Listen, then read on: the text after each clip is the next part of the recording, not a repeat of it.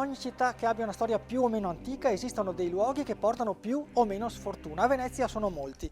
In Cale del Spezier non troverete nessun veneziano disposto a calpestare quella pietra perché farlo porterebbe veramente sfortuna.